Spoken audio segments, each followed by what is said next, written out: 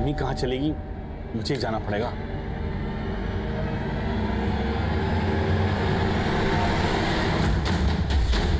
घर के सारे दरवाजे खिड़कियां लॉक कर दो। अरे सर कौन है आप जो मेरे घर में घुसे चले आ रहे हैं? अरे ये सब ऋषि चोपड़ा, आईटी डिपार्टमेंट। आपके घर का सर्च वारंट। सर, जिस बात का सर्च वारंट। इनकम से ज्यादा संपत्ति। हमारे पास सारा ऑडिट है परमवीर जी। आप प्रोफेशन से कॉलेज प्रोफेसर हैं और प्राइवेट कोचिंग इंस्टीट्यूट भी रन करते हो। यहाँ का लैंडलाइन डिस्कनेक्ट कर दो और जितने भी मोबाइल फोन से सब ले लो। Sir mobile.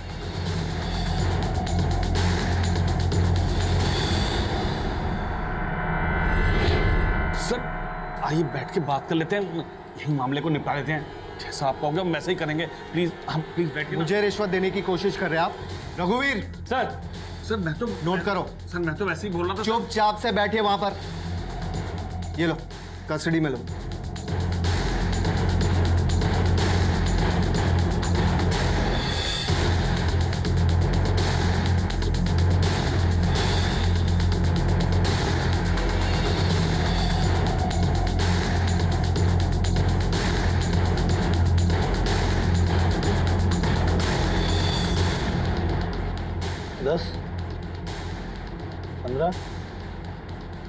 रघुवीर, यहाँ के सीसीटीवी का डीवीआर कलेक्ट करो। We need it as a proof कि यहाँ लाखों रुपए के कैश और जेवर मिले। Yes sir.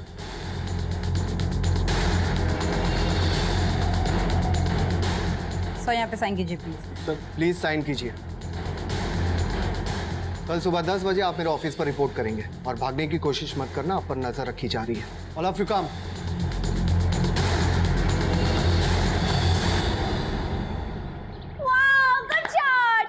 रश्मि, प्रेगनेंसी के बाद जिस तरह तुम क्रिकेट एंजॉय करी हो ना, मुझे तो लगता है हमारा होने वाला बेटा ना क्रिकेटर ही बनेगा। बेटा क्यों, बेटी भी होगी तो भी मैं क्रिकेटर बनेगी।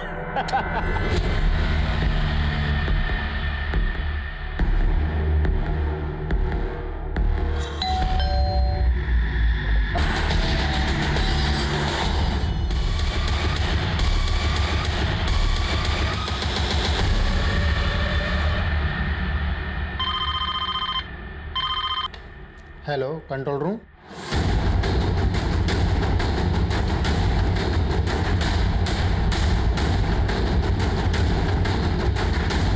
पीछे हटिए, पीछे पीछे पीछे।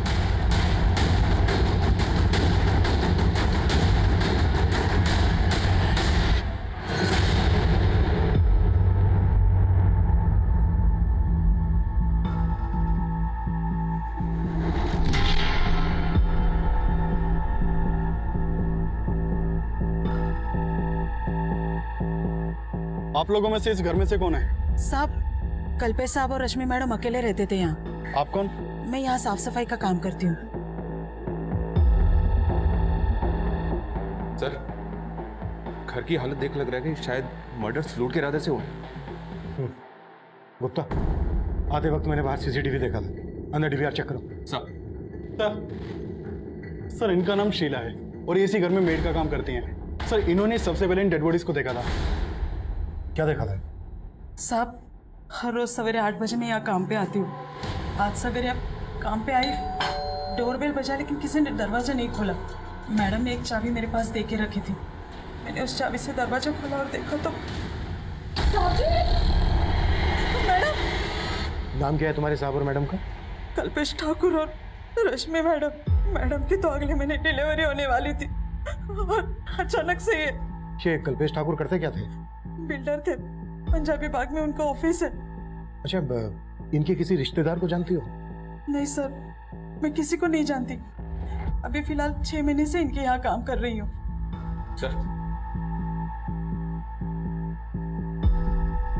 सर सीसीटीवी से डीवीआर गायब है, एक भी रिकॉर्डेड फुटेज नहीं है। मतलब क्रिमिनल्स पूरी प्लानिंग के साथ आए थे और कुछ मिला? नहीं सर, पूरा घर अस्त व्यस्त है। ऐसा लग रहा है जैसे सब कुछ लूट कर ले गए। मैंने अंदर बेडरूम में देखा, बेडरूम के बेड पर जो गद्दा है उसे शायद उसे फाड़ा गया है।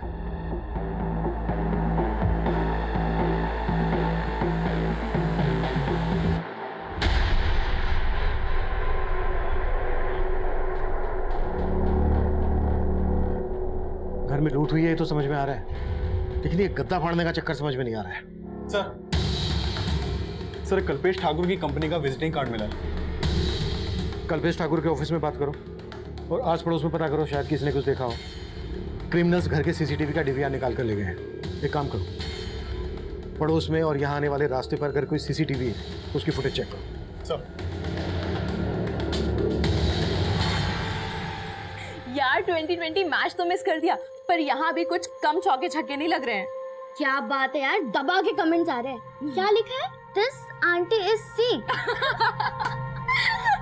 लीला आंटी की ना लग चुकी है बिल्कुल सब। सीरियसली यार जोश जोश में वीडियो तो वायरल कर दिया, पर देखना अम्मी गुस्सा करेगी।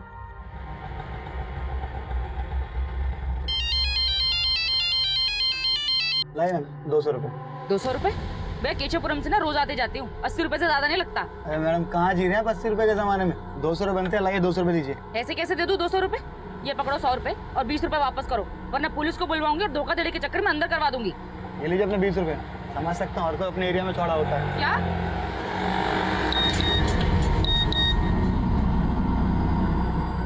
जब 2 साल की बच्ची का रेप होता है तब वो भी क्या यही बोलती है, कम एंड रेप मी? 80 साल की बुजुर्ग तक को नहीं छोड़ा जाता है। कहीं मुंह दिखाने लायक छोड़ा नहीं तुमने यार, जरूरत थी ऐसा मोबाइल में बोलने की? ये सब आपकी गलती है, आप ही हो जड़ इस सब की। अच्छा, गलती करो तुम और जड़ मैं।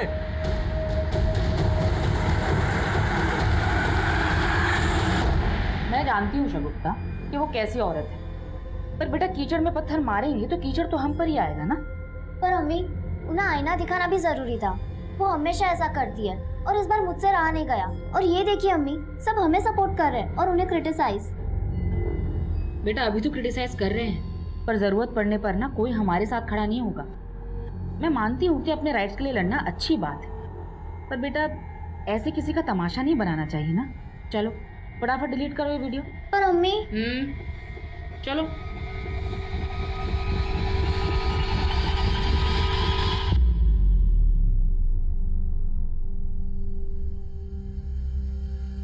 ये तो कल्पेश ठाकुर के घर की तरफ गए थे। बेडरूम के गद्दे का फटा हुआ मिलना और यहाँ घर के बाहर जो गाड़ी है उस पर इनकम टैक्स डिपार्टमेंट भारत सरकार लिखा हुआ है। सर कहीं IT रेट का चक्कर तो नहीं? गुप्ता घर में मर्डर्स भी हुए, हमें इस चक्कर को बहुत अच्छे से समझना होगा। ये देखो गाड़ी का नंबर दिख रहा है, वेरीफाई करो कि ये गाड़ी क्या वाकई में आयकर विभाग की। सर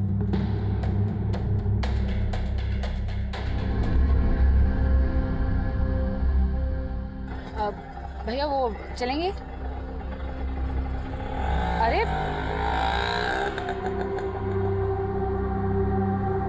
नफीसा, तुम यहाँ क्या कर रहे हो?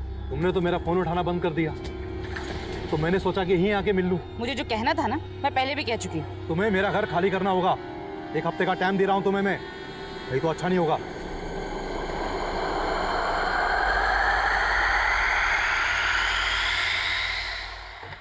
मैं कमी सर? यस कम इन। सर मैंने गाड़ी के उस नंबर को वेरीफाई किया, नंबर फेक है। मतलब क्लियर हो गया है कि क्रिमिनल गवर्नमेंट ऑफिसर बनकर आए और उन्होंने मर्डर और लूट को अंजाम दिया। मैं कम इन सर? कम इन। सर कल्पेश की कंपनी ठाकुर कंस्ट्रक्शन के मैनेजर विक्रांत सिंह को बुला लिया है। विक्रांत, किसी पर शक है आपको जो कल्पेश ठाकुर और उनकी पत्नी को मार सके? किसके साथ उनकी कोई दुश्मनी वगैरह? सर मुझे तो ऐसा कभी कुछ लगा नहीं, मैं तो खुद हैरान हूँ इस सबसे।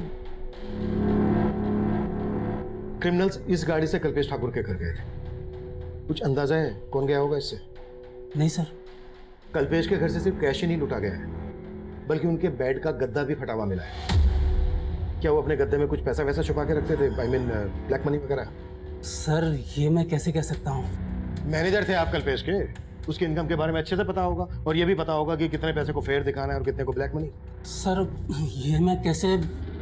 अगर कुछ भी छुपाया ना हमसे तो बाद में भारी पड़ सकता है। सर आप सही कह रहे हैं, कल्पेश सर टैक्स की काफ़ी चोरी किया करते थे, बहुत ज़्यादा ब्लैक मनी थी उनके पास में, लेकिन सर वो थे बहुत जुगाड़ू, ले दे के कैसे भी एडजस्ट कर लिया करते थे। पहुंचा देना अनिल जी क्या? सर टैक्स की चोरी तो सभी करते हैं, लेकिन वो हद से ज़्यादा करप्ट थे और इसीलिए मैं उनकी जॉब छोड़ने वाला था। 5 साल से वहाँ काम कर रहे थे और मर्डर होते ही जॉब भी छोड़ने लगे। लेकिन सर समझ रहा हूँ मैं क्या कहना चाह रहे हो। अब हमें ये बताओ कि कल्पेश की फैमिली में कौन कौन है? सर उनके एक बड़े भाई हैं, लेकिन वो कनाडा में रहते हैं। और हाँ, रश्मि भाभी की माँ भी हैं जो इंदौर में रहती हैं। शर्मा डिटेल्स ले लो। सर आइए। सर इसकी बातों से तो ऐसा ही लग रहा है जैसे कल्पेश ने फटे हुए गद्दे में अपनी ब्लैक मनी छुपा के रखा होगा। लेकिन ये बात क्रिमिनल्स को कैसे पता चली? शबरी, इसमें आईटी ऑफिसर्स इन्वॉल्व हैं। गुप्ता, आईटी डिपार्टमेंट से कल्पेश के केस को समझो। सर क्या बात है अम्मी, 10 बजे और अभी तक आप बिस्तर में? तबीयत तो ठीक है ना? अरे कुछ नहीं बेटा, बस थोड़ी सी हरारत हो रही थी। अच्छा हुआ तूने याद दिला दिया, मुझे जाना है क्लाइंट के साथ ना, एक मीटिंग है मेरी। तबीयत ठीक नहीं तो आराम कर लीजिए।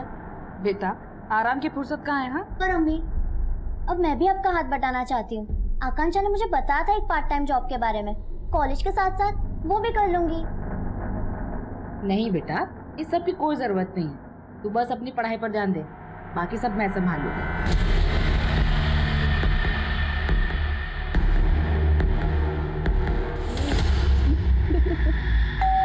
मैं देखती हूँ। देखती हूँ मैं।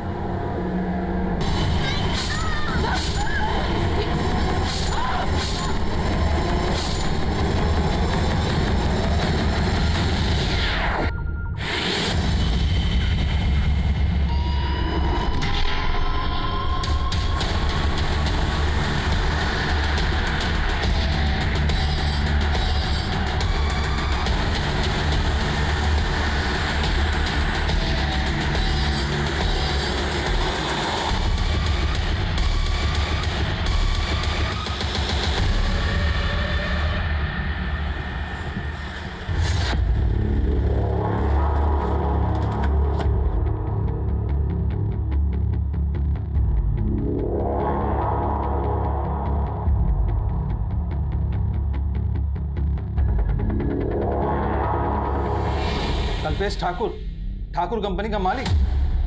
हाँ, मैं उसे बहुत अच्छे से जानता हूँ। इस कल्पेश के बारे में और क्या क्या जानते हैं आप? क्या मैं जान सकता हूँ? एक नंबर का करप्ट बिजनेसमैन था वो। उस जैसे टैक्स पेयर पर हमारी हमेशा नजर रहती थी। टैक्स चोरी के अलावा कुछ और सोचता ही नहीं था। वो हमारी रडार पर बहुत दिनों से था और हमने उसके यहाँ रेड भी प्लान किया था अगले हफ्ते। अगले हफ्ते? हाँ। अगर आपने अगले हफ्ते रेड प्लान की थी तो फिर ये लोग कौन हो सकते हैं? ये देखिए, वो लोग भारत सरकार की गाड़ी में आए थे।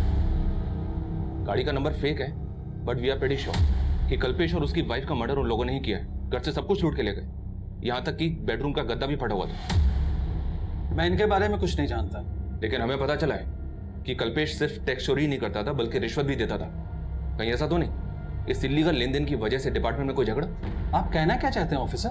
मेरे डिपार्टमेंट में ऐसा कुछ भी नहीं होता है। तो हो सकता है कि आपके डिपार्टमेंट से इन्फॉर्मेशन लीक हुई कि आप कल्पेश के घर पे रेड मारने वाले हैं और इसी बात का उन क्रिमिनल्स ने फायदा उठा के ये कांड कर दिया। ये सब बातें बहुत ही कॉन्फिडेंशियल होती हैं officer, and I am sure कि मेरे डिपार्टमेंट से ऐसा कुछ लीक हो ही नहीं सकता।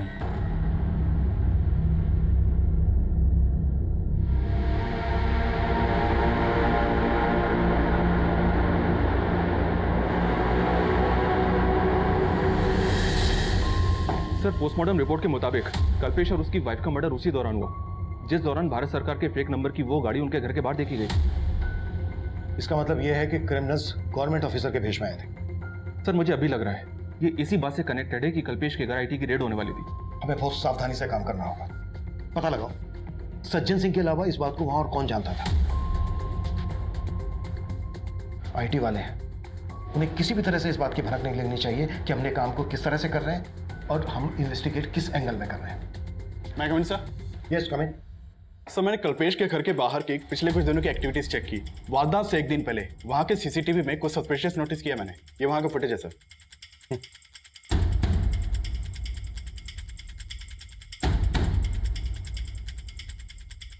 और जब मैंने कल्पेश की मेड से इस आदमी के बारे में पूछा तो वो बोली,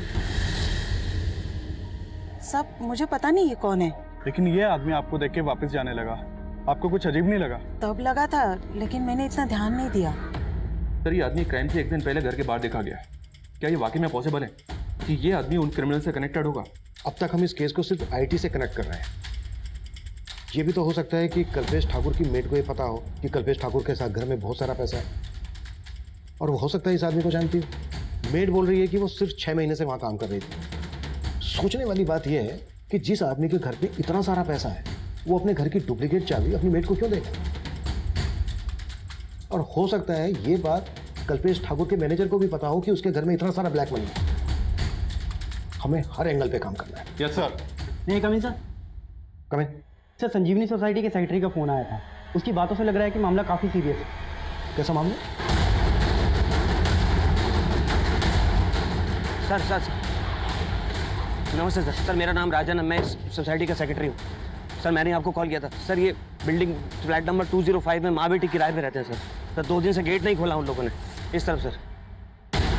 आइए सर, आइए सर, हटो। सर देखिए सर, पेपर भी लगा हुआ है, धूप भी पड़ा हुआ है। सर हमने फ़ोन भी ट्राई किया था, दोनों के फ़ोन स्विच ऑफ है। राणा, दरवाजा तोड़ो।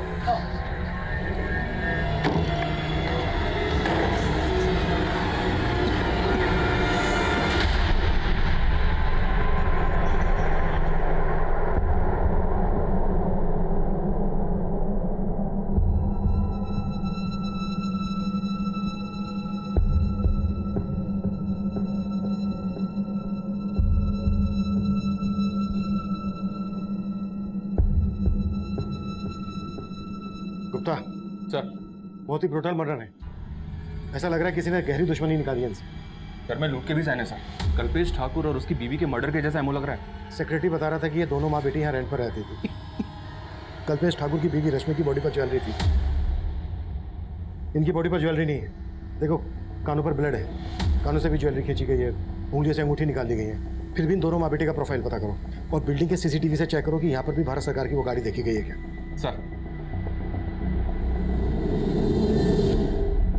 सर ये लेडी का नाम नफीसा है और ये एक लॉयर थी सर। और उनकी बेटी वो शगुफ्ता, वो यहीं कॉलेज में पढ़ते हैं। तकरीबन 1.5 साल से ये लोग यहाँ रह रहे थे। और शगुफ्ता के फादर? सर वैसे उनको कहीं देखा नहीं, शायद वो विडो थी। फ्लैट का मालिक कौन है? सर मंजीत सिंह, ये संत नगर में रहते हैं। मंजीत का नंबर ले लो इनसे। और किस किस का आना जाना था यहाँ? सर शगुफ्ता की 2 फ्रेंड्स हैं, आकांक्षा और राधिका। ज्यादातर वो ही यहाँ आती जाती रहती है। पिछले 2 दिन में किसी को देखा था आते जाते? हाँ सर, 2 दिन पहले मैंने एक डिलीवरी बॉय को देखा था। इनके घर की डोरबेल बजा रहा था। कौन डिलीवरी बॉय? वो मुझे नहीं मालूम सर। सर पूरी बिल्डिंग के सीसीटीवी खराब है और बिल्डिंग में 1 हफ्ते से सिक्योरिटी गार्ड भी नहीं है।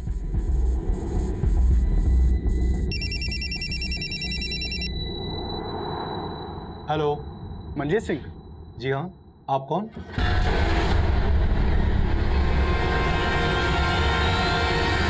गुप्ता, सर ये कल्पेश की मेट क्यों है जरा पता करो।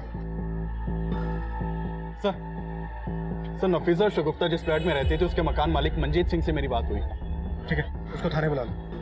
और उसकी नेबर शगुफ्ता की फ्रेंड्स के बारे में बता रही थी कि उनका भी आना जाना, उनके बारे में पता करो। सर मेरा वहाँ आना जाना कम ही होता था। वो फ्लैट मैंने किराए पे चढ़ाने के लिए ही खरीदा था। शगुफ्ता और नफीसा के पड़ोसी कैसे थे? मतलब उनका किसी के साथ कोई लड़ाई झगड़ा होता होगा तो आपको पता चल ही जाता होगा। सर कईयों से उनके लड़ाई झगड़े थे।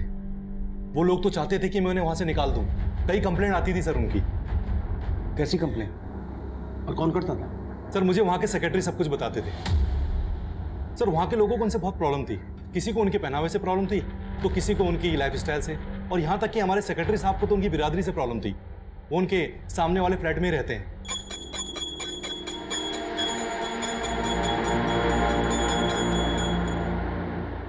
ये लोग कैसे हैं, क्या खाते हैं? जानू बना रखी जगह। अगर ये मांस मच्छी खानी है ना तो अपने घर में खाओ। ये कचरा गंदगी यहाँ नहीं चलेगा। 1 मिनट अंकल। क्या 1 मिनट? एक तो इतना साउंड बढ़ा रखा है कि पूरी सोसाइटी बहरी हो जाए। सॉरी अंकल, मैंने ईयररिंग नहीं लगा रखा था। What sorry? ये तमाशा बंद करो मुझे। ये कचरा कौन उठाएगा, तुम या तुम्हारी माँ? तमीज से बात कीजिए अंकल। अब तमीज तो तुम्हें मैं सिखाऊंगा तुम्हारे अंदाज में। करता हूँ तुम्हारे लैंडलॉर्ड को फोन और निकलवाता हूँ तुम माँ बेटी को यहाँ से बाहर। तू देख। हाँ राजन भैया। मंजीत भाई, हमारी बिरादरी वाले होकर आपने ये किसको किराए पे घर दे दिया अपना? आप इनको बाहर निकालो अभी के अभी। हमारी बिरादरी वाले किराएदार नहीं मिल रहे आपको क्या? सर ये आए दिन की टेंशन थी, पर मैं उन्हें ऐसे कैसे निकाल सकता था? सर मैं तो इन सब बातों को मानता भी नहीं हूँ। साहब मैं उस बिल्डिंग में और आसपास के बिल्डिंग में कई फ्लैट्स में काम करती हूँ। शगुफ्ता और नफीसा के यहाँ भी काम करती हो? नहीं साहब, मैं उनको जानती तक नहीं। तो उनके बिल्डिंग में किसके यहाँ काम करती हो? मैं लीना मैडम के यहाँ काम करती हूँ, जो 3रे माले पे रहती है। पर ये तो तुम्हें पता ही होगा ना, कि तुम्हारे कल्पेश सेठ के घर में कितना पैसा था? कहीं इस बारे में उन क्रिमिनल्स को तुमने तो नहीं बताया था? नहीं साहब, मैं पहले ही बता चुकी हूँ। आप मुझ पे बेकार में शक कर रहे हैं। सर मैंने संजीवनी बिल्डिंग के पास वाली बिल्डिंग के सीसीटीवी फुटेज भी चेक किए, लेकिन भारत सरकार के टैग वाली ऐसी कोई भी गाड़ी नहीं दिखाई दी जैसी कल्पेश के घर के बाहर देखी गई थी। और शगुफ्ता की माँ नफीसा भी एक मामूली लॉयर थी, किराए के फ्लैट में रहती थी, उसकी ज्यादा इनकम भी नहीं थी। सर माना दोनों केस सेम एरिया के हैं, लेकिन हो सकता है कि कल्पेश के मर्डर का एमओ इस्तेमाल करके नफीसा और शगुफ्ता दोनों को मारा गया हो। कल्पेश की मेड दोनों केसेस में कॉमन है। लेकिन सर मेड के खिलाफ तो फिलहाल कुछ नहीं मिला, और न ही कल्पेश के मैनेजर विक्रांत के खिलाफ। आईटी डिपार्टमेंट से कोई इन्फॉर्मेशन? तो हमारे इन्फॉर्मर वहां भी लगे हुए हैं,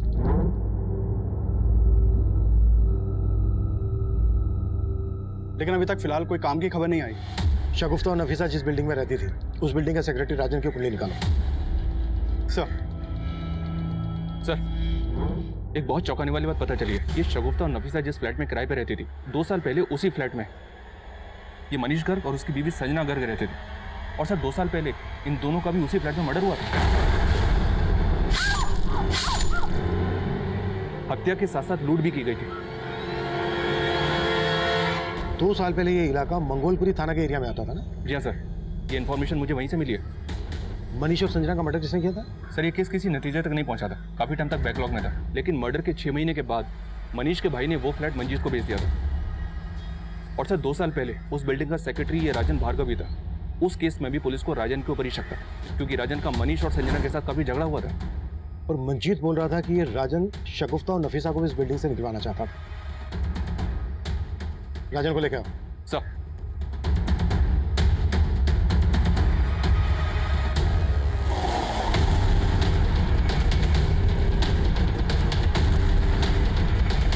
तो तू चाहता ही नहीं था कि कोई तेरे पड़ोस में रहे। शगुफ्ता और उसकी माँ की बिरादरी से प्रॉब्लम थी तुझे, पर मनीष और उसकी पत्नी संजना को क्यों मारा? सर मैंने कुछ भी नहीं किया सर, और उस केस से तो मुझे पहले ही भरी किया जा चुका है। लेकिन हम पूरी तरह से अच्छे से तेरी आरती उतारेंगे। क्या क्या कांड किया तूने? सर मैंने कुछ नहीं किया सर, मैं सच बोल रहा हूँ। सब कुछ बहुत ही प्लानिंग के साथ किया तूने। पहले सिक्योरिटी गार्ड को निकाला, जानबूझकर बिल्डिंग के सीसीटीवी ठीक नहीं करवाए ताकि ये कांड कर सके, है ना? आप गलत सोच रहे सर। सर सीसीटीवी फंड की वजह से नहीं हो पाएगा। आप चाहे तो सोसाइटी का अकाउंट चेक कर सकते हैं। ये सब गणित तो इसलिए जोड़ रहा था ताकि बाद में सफाई में पेश कर सके। नहीं सर, आप गलत शक कर रहे हैं मुझ पर। सर आप लीना और उसके पति को देखिए। सर मुझसे ज्यादा प्रॉब्लम तो उन दोनों को थी। और उस दिन सर आपसे वो कह रही थी कि उसने डिलीवरी बॉय को देखा। सर मैं पड़ोस में रहता हूँ, मैंने नहीं देखा, उसने देख लिया। सर वो साफ झूठ बोल रही। लीना क्यों झूठ बोलेगी?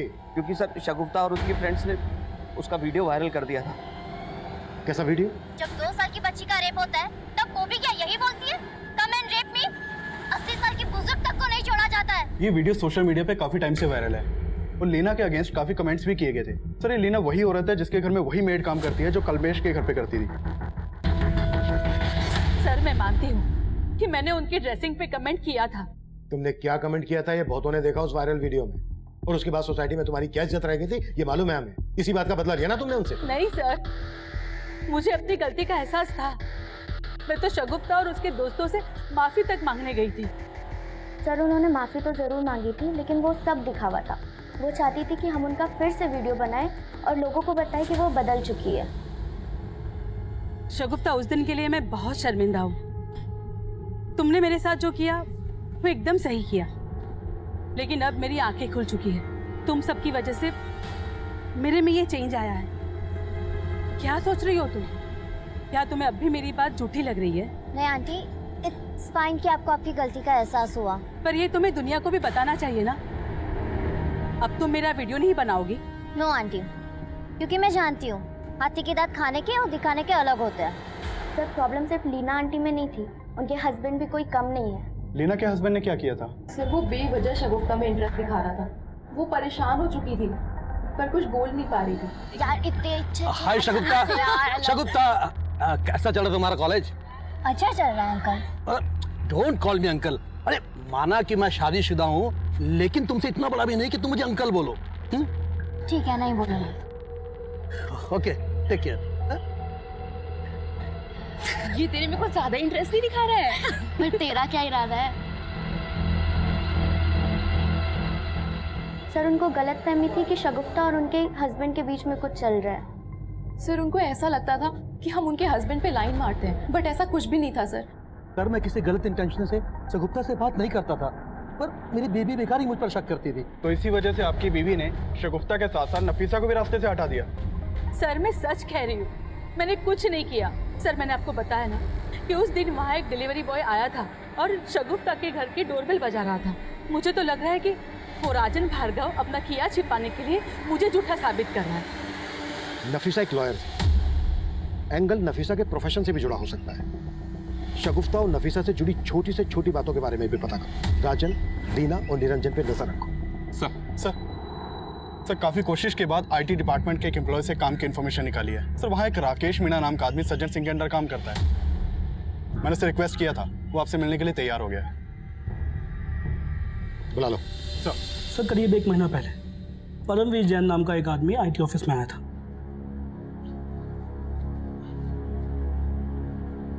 एक्सक्यूज मी सर, ऋषि चोपड़ा जी से मिलना था। 10 बजे का टाइम दिया था मिलने के लिए।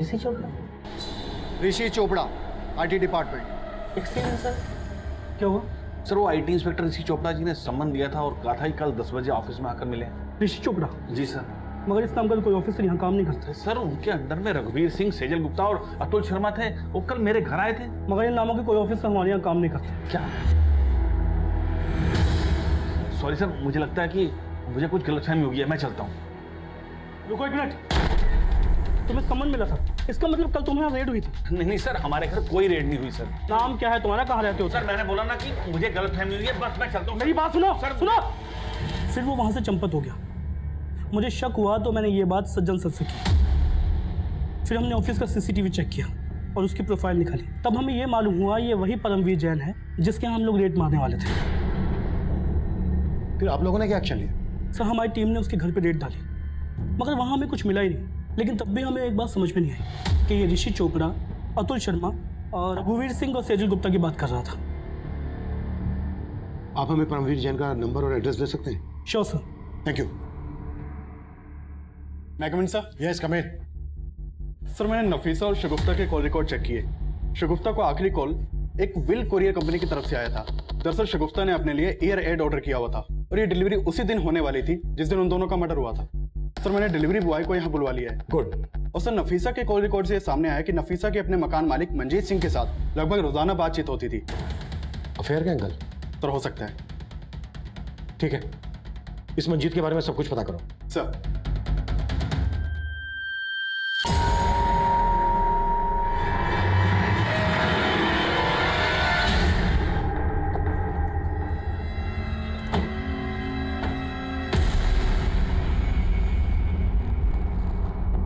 ऋषि चोपड़ा, रघुवीर सिंह, सेजल गुप्ता, अतुल शर्मा, इनको तो जानते ही होगे।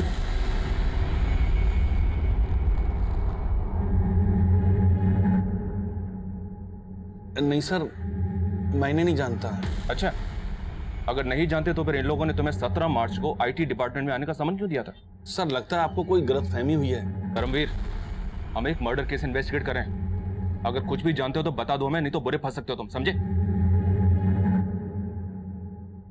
सर दरअसल वो 16 मार्च को हमारे घर आए थे और कह रहे थे कि वो आईटी डिपार्टमेंट से हैं।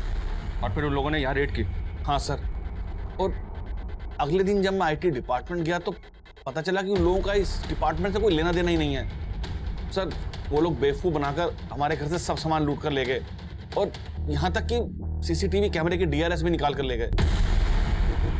और तुमने पुलिस को इन्फॉर्म तक नहीं किया, इसलिए ना क्योंकि तुम जानते थे कि वो लोग तुम्हारी ब्लैक मनी लूट कर ले गए? जी सर, लेकिन सर उसके बाद मैंने कसम खाई कि कभी भी टैक्सी चोरी नहीं करूंगा। वो चारों दिखते कैसे थे? सर 4 नहीं, वो 5 थे। 5? जी सर, एक बार गाड़ी के पास खड़ा था। गाड़ी पे क्या लगा था? आरएसआर का? जी सर। उन सबके स्केच बनवा सकते हो तुम? सर बात तो बहुत पुरानी है लेकिन उनके चेहरे नहीं भूल सकता मैं। हाँ सर, उस दिन मैं वहाँ सगुप्ता जैदी के यहाँ एक पार्सल डिलीवर करने गया था। सर मैं काफी देर तक डोरबेल बजाता रहा लेकिन किसी ने दरवाजा खोला नहीं। सर तुम वहाँ 28 अप्रैल को गए थे, टाइम याद है तुम्हें? साहब करीब सुबह के 11 बज रहे होंगे सर। पोस्टमार्टम रिपोर्ट के मुताबिक 28 अप्रैल को करीबन इसी समय शगुफ्ता और उसकी माँ का मर्डर हुआ था। कहीं तुम कुछ छुपा तो नहीं रहे हो? नहीं सर, मैं कुछ नहीं छुपा रहा सर।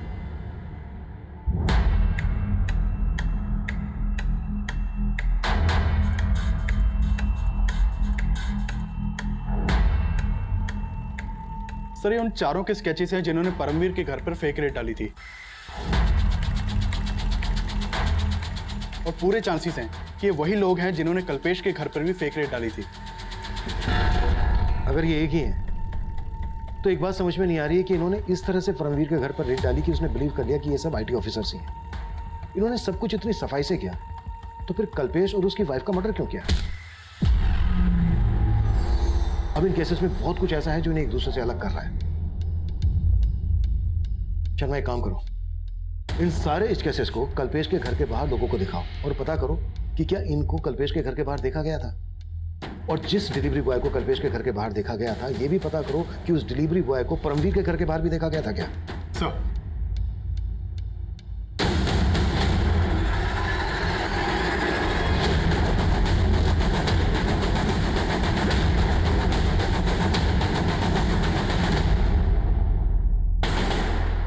सर आपका अंदाजा सही था। परमवीर के घर जिस दिन फेक रेड हुई उसके एक दिन पहले ये आदमी परमवीर के घर नजर आया था, और इस बार ये आदमी पोस्टमैन के कपड़ों में है। हाँ सर, लेकिन परमवीर का कहना है कि उसे ध्यान नहीं कि उसने इस आदमी को देखा था या नहीं, लेकिन कल्पेश की मेड ने आइडेंटिफाई किया है कि उसने इसी डिलीवरी बॉय को कल्पेश और रश्मि के मर्डर के एक दिन पहले उनके घर के बाहर देखा था। मतलब ये आदमी अपने गैंग के लिए रेड से पहले रैकी करता था। बाकी के उन 5 के बारे में कुछ पता चला? नहीं सर, उनका कहीं कोई क्रिमिनल रिकॉर्ड नहीं मिला। शगुफ्ता और नफीसा के घर के बाहर जो डिलीवरी बॉय देखा गया, चेक करो उस डिलीवरी बॉय का इस सबसे कोई कनेक्शन है क्या? सर मैंने नफीसा के 6 महीने पुराने बैंक स्टेटमेंट चेक किए तो नोटिस किया कि ये मंजीत नफीसा के बैंक अकाउंट में 6 महीने पहले तक हर महीने 25,000 रुपये ट्रांसफर करता था। व्हाट? ये मंजीत तो शगुफ्ता और नफीसा का मकान मालिक था ना, उल्टा ये उनके अकाउंट में पैसे ट्रांसफर करता था। जी हाँ सर, एक बात और कि नफीसा और शगुफ्ता पहले सलीमपुर में रहती थी, वहाँ उनका पुश्ता नहीं करता, और इस मंजीत का वहाँ भी आना जाना था। मैंने किसी को नहीं मारा साहब, मैंने किसी को नहीं मारा, मेरा भरोसा कीजिए सर। भरोसा तो तूने तोड़ा नफीसा का, तो उसका पति था, जबकि सोसाइटी को मालूम था कि तो उसका मकान मालिक है। अब खुद उगलेगा या फिर हम हमारे तरीके से उगलवाएं? बताता हूँ सर, मैं सब सच बताता हूँ। नफीसा का पहला पति गुजर गया था और शगुफ्ता उसके पहले पति की ही बेटी थी। मैं पहली बार एक प्रॉपर्टी के केस के सिलसिले में उससे मिला था, तब सर मैं उसका क्लाइंट था, उसकी वजह से मैं वो केस जीत गया, और सर फिर हमारी अच्छी दोस्ती होगी। शगुफ्ता भी मुझे अच्छा मानने लगी थी। नफीसा मुझसे सच्चा प्यार करने लगी थी और वो मुझसे शादी करना चाहती थी। हम दोनों ने शादी भी कर ली, लेकिन मैं पहले से ही शादीशुदा था। ये बात उसको नहीं पता थी, और जैसे ये बात उसको पता चली उसने हंगामा खड़ा कर दिया। तुमने तो कहा था कि तुम्हारी वाइफ मर चुकी है, तुमने मुझे इतना बड़ा धोखा दिया मंजीत। नफीसा, मैं तुम्हें खोना नहीं चाहता था, और मैं शादीशुदा हुआ तो क्या हुआ? तुम इतना गिर जाओगे मैंने कभी नहीं सोचा था। मैंने 1.5 साल पहले वो फ्लैट लिया था, वो लोग तब से ही वहीं रहते थे। मैं उन्हें हर महीने पैसे भी दिया करता था, लेकिन सर धीरे धीरे हमारे संबंध में दरार पड़ गई। और तुझे लगने लगा कि उन्होंने तेरे फ्लैट पे कब्जा कर लिया, इसलिए तूने उन्हें रास्ते से हटा दिया, और सब कुछ ऐसी प्लानिंग से किया कि लगे कि ये मर्डर्स लूट की वजह से हुए। नहीं सर, मैंने किसी को नहीं मारा सर, मैंने किसी को भी नहीं मारा साहब, मैं सच कह रहा हूँ, मैंने किसी को नहीं मारा।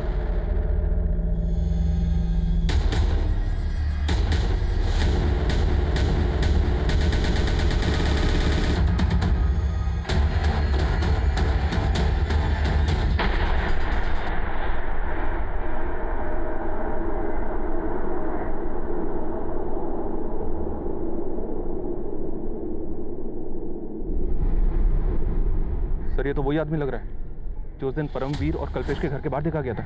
ये देखिए, इस लाश के मिलने के बाद हमें लगा कि इसकी पहचान से हम बाकी के क्रिमिनल्स तक पहुंच जाएंगे। इस लाश की फोटो और बाकी के 4 क्रिमिनल्स के स्केचेस हमने दिल्ली के सभी थानों में सर्कुलेट किए, लेकिन कोई सफलता हमारे हाथ नहीं लगी। फिर हमने उस खबरी नेटवर्क के जरिए उन तक पहुंचने की लीड भी ढूंढने लगे। इसी कोशिश में हमें पता चला कि जिस आदमी की लाश हमें मिली थी वो आदमी 2 साल पहले तक दिल्ली में मजदूरी करता था, और उसका नाम बलराम था, लेकिन उसके आगे पीछे कोई नहीं था। बलराम के जानने वालों से हमें उसका मोबाइल नंबर मिला, उसके मिले। सर सर बताता हूँ। शर्मा, सर मानता हूँ कि हम परमवीर के घर पे गए थे और फेक आईटी ऑफिसर बन के हमने वहां लूट की। ऋषि चोपड़ा, आईटी डिपार्टमेंट। लेकिन सर हमने नफीसा और शगुफ्ता को नहीं मारा सर। और कल्पेश और उसकी बीबी रश्मि? सर उस दिन हम कल्पेश के घर पे फेक रेड डालने ही गए थे, लेकिन हमें नहीं मालूम था कि कल्पेश डेढ़ चाणा निकलेगा। आईटी ऑफिसर ऋषि चोपड़ा, आपके घर का सर्च वारंट। सारे दरवाजे खिड़कियां बंद कर। अरे आप अंदर क्यों घुस रहे हैं? पूरा घर छान मारो। ऐसे कैसे घुस गए घर के अंदर? और कौन सा वारंट है? तुम सब लोगों को अच्छी तरह जानता हूं मैं। अभी पुलिस को फोन करता हूं।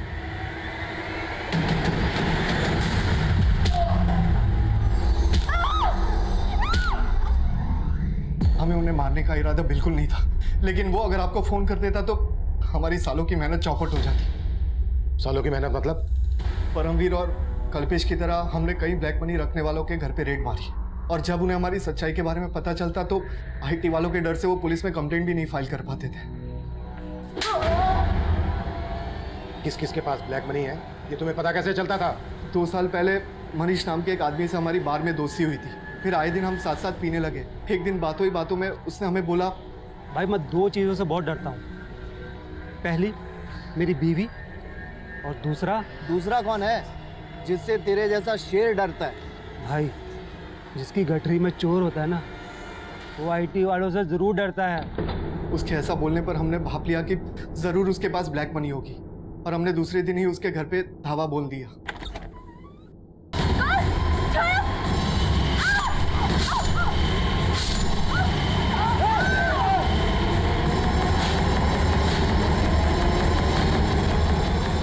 उस केस में हमें कोई नहीं पकड़ पाया था सर। हमें लगा उस तरह से तो जो लोग ब्लैक मनी रखते हैं उनको हम इजीली टारगेट बना सकते हैं। और बलराम तो तुम्हारा साथी था, उसको क्यों मारा?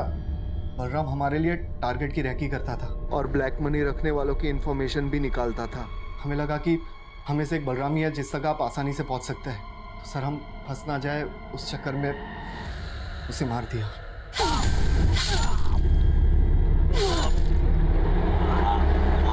सर मैं सच कह रहा हूँ सर, हमने किसी शगुफ्ता और नफीसा को नहीं मारा सर। तेरे बाकी के साथी कौन से बिल में छिप कर बैठे हैं?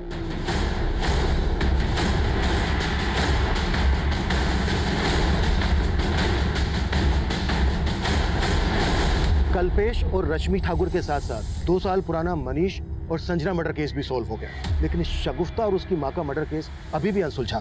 फिर हमने इस केस को रिविजिट किया, शगुफ्ता और नफीसा से जुड़ी छोटी से छोटी, पुरानी से पुरानी बातों के बारे में पता करना शुरू किया, और हमें एक लीड मिली। सर करीब 2 महीने पहले मैं और शगुफ्ता मार्केट जा रहे थे, तब अचानक से 2 आदमी हमारे सामने आ गए। ये क्या तरीका है? अभी तक तुम्हारी अम्मी ने हमारे पैसे नहीं दिए। राजू भैया, आपने अपना काम पूरा किया होता तो पैसे देते ना। मुझे पूरे पैसे चाहिए, बोल देना अपनी अम्मी को, वरना अच्छा नहीं होगा, समझी? सर बताता हूँ साहब, मैं जब उनके घर में काम कर रहा था तो मुझे एक दूसरा बड़ा काम मिल गया था। उसका सेट पैसे भी अच्छे दे रहा था सर। मैंने सोचा मैं पहले सेट का काम खत्म कर देता हूँ और बाद में इनका काम कर दूंगा, लेकिन साहब उन्होंने वो काम दूसरे कारीगर से करवा लिया और उन्होंने मेरा बाकी का 6000 भी नहीं दिया।